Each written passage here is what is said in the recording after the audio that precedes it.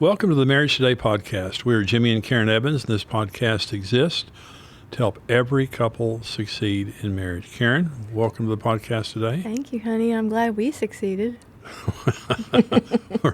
we're still working it out. We've been married 50 years, and so we're still working it out. But we've had a good 50 years. Exactly. Well, we've had a good 47 years. The first 3 years stunk. Well, even those were not horrible. Well, they were okay. Enough to make us crazy, but. Well, we're talking about romance today, daily romance. Now, one time I was teaching a lesson on romance, and I opened the dictionary. I didn't know what the word romance meant. I mean, you hear it all the time. And I went to the dictionary, and I looked up the word romance, and it said, see romantic.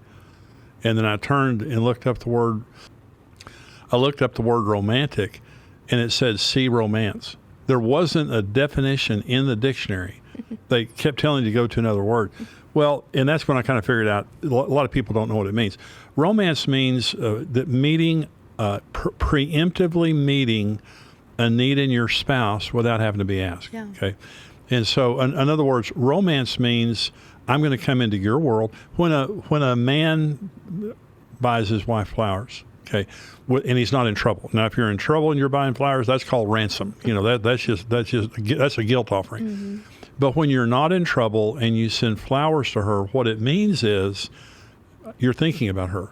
When you don't have to, and that's romantic. When a wife does something with her husband, for her husband, that he didn't ask, but she knows that that's what he wants. That's romantic. And so a couple who prioritize, and it also means meeting your spouse's needs in their language. Okay, so we don't have the same needs. Men need respect, sex. We want to be buddies with our wives, and we want domestic support. Women want security. They want non-sexual touching and affection. They want leadership. And they want security. Those are their needs. And so it's very important that we understand our spouse has a different language than we have. And romance means meeting those needs preemptively before. If you have to be asked all the time, it just means you're not romantic. Well, I think it's tools to help keep your love alive. I mean, Otherwise you just become, even being best friends, you still need some romance. And so I think, prioritizing that is, you don't have to do it every single day because that would be almost fake. But I think that as long as you're making sure that you're keeping your love alive, that you're doing things that are patient and kind, and you're like, well, I wonder, I didn't like my attitude yesterday, so, what can I do better today? I mean, those things add up.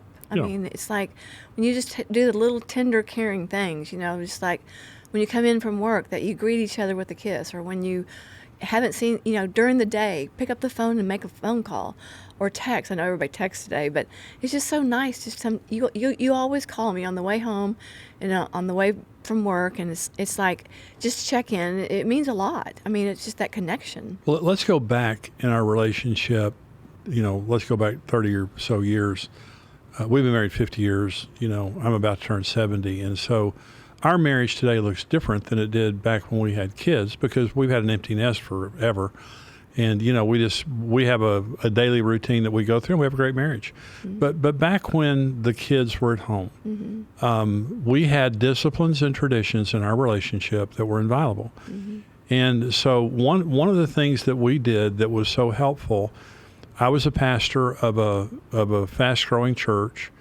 We had no privacy except, even in our home, a lot of times we didn't have a lot of privacy. We had a telephone, but we didn't have caller ID back then.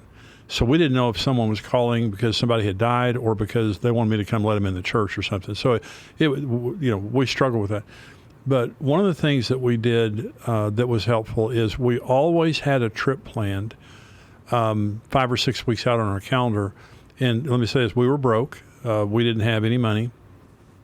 And you and I would go for a night or two to a motel, not a hotel, but a motel.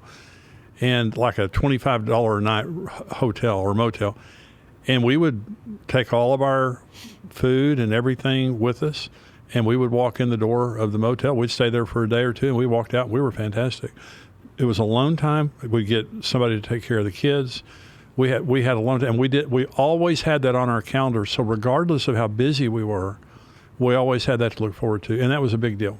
It was, and it was, something we both didn't realize how much we needed it until we'd be coming back home and realizing how it was just like putting gas in the car. Yeah. It's like you're just re-energized and you feel better, and you can get through this next week because you prioritized each other.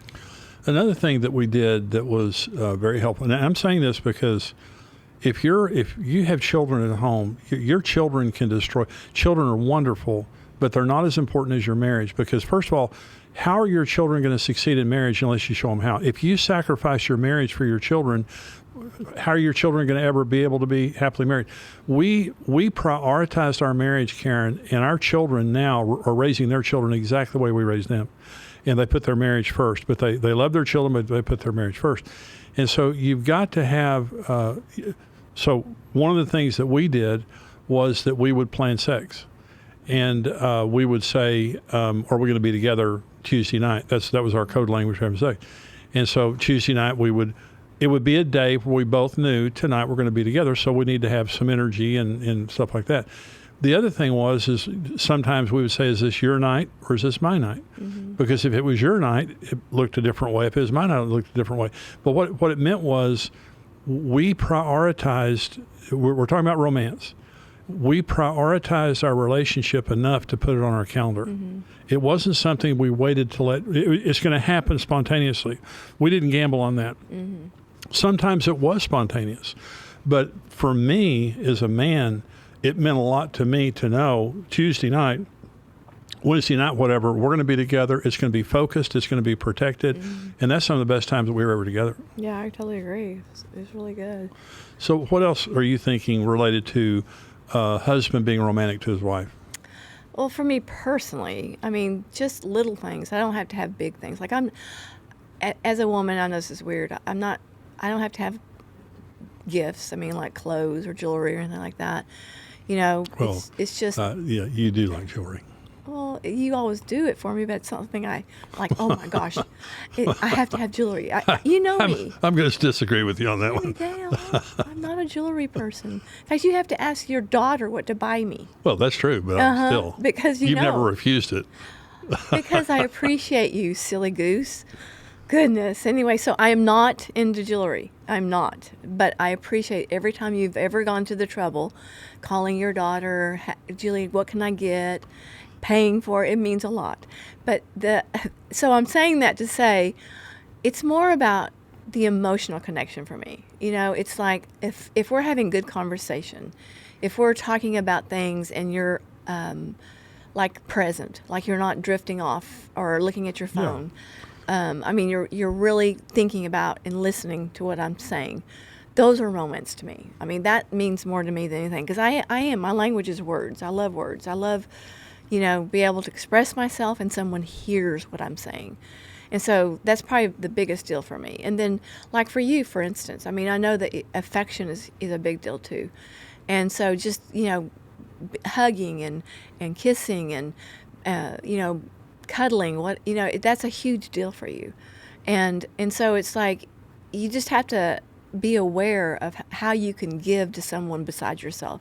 That's why we always say marriage is not for selfish people. That's right. You have to be caring. You have to be thinking outside of yourself and think about the other person. To me, romance is think about the other person. What would make them happy today? Would it be a kind word? Would it be I'll take the trash out? That's what romance is thinking about the other person. Yeah. It's like, you want me to take the trash out this week? I can do that. It's like little things like that. They add up. Well, you made a comment about technology, about, focusing. One of the things that's had, and I do a message, an entire message, it's called Virtual Marriage, on technology. Mm-hmm. Technology has had a horrific impact on relationships. Mm-hmm. If you're looking at your phone all the time, I had a couple that I counseled one time. They were on the brink of divorce, but they had been fighting for a year because he wouldn't put down he texts night and day. And his wife said in the counseling session, "You don't know your children. You have no. The only thing you know is that thing you're holding in your hand right there." And during our counseling session, he started texting, which I thought she was going to kill him. You've got to turn the TV off. You've got the video games, your telephone, whatever it is. Your spouse has got to know that they're number one. Mm-hmm. And if you're constantly distracted, if you're constantly on the phone and things like that, it sends a message to your spouse that they're not as important as that. And they'll become jealous of it. It can cause tremendous problems in the relationship. Mm-hmm. So exactly what you said, Karen, thinking about the other person. And I know for you, when we are talking, it's very important to you that I engage. And so if you walk into my office at home and I turn off whatever I'm doing or start focusing on you. So we in this conversation about romance, the main thing that we want to leave you with is it's about your spouse.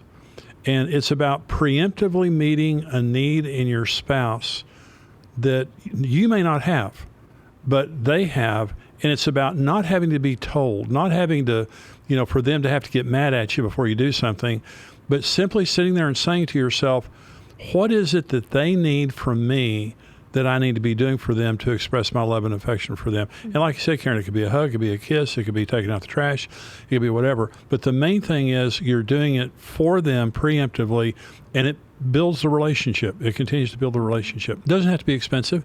It doesn't mean you have to buy flowers or jewelry or something like that, but it has to be something that you're doing for them for the purpose of letting them know that they're special to you. I totally agree. It's really good. We hope this has been helpful to you today.